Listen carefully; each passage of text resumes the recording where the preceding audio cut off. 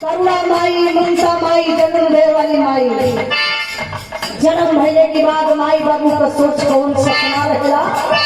बाबू के पाला पोषक, बाबू के कहीं ठंडी न लग जा, नहीं तो बाबू के सर्दी हो जाई, ननुरिया हो जाई।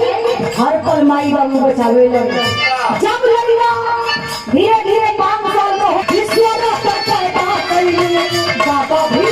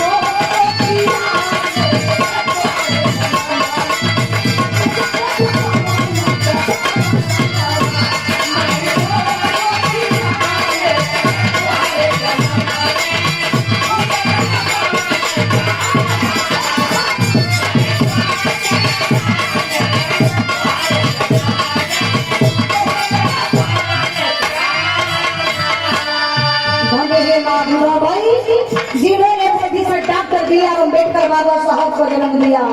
धन्य है माता बिशनौर जी जिन्होंने मानव कांसीराम साहब को जन्म दिया। धन्य है माता कर्मा जी जिसको संत की उपाधि दिया गया। बोधि सतगुरु रविदास जी को जन्म दिया। ऐसे माँ ऐसे जननी को मैंने मन रखी हूँ। मैं धन्यवाद करूंगी। बाहर मामा और बाहर मीरा। आखिरी लाइन में कहना है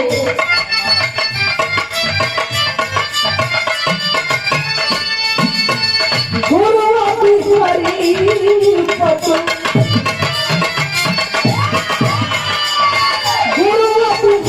पतु गईले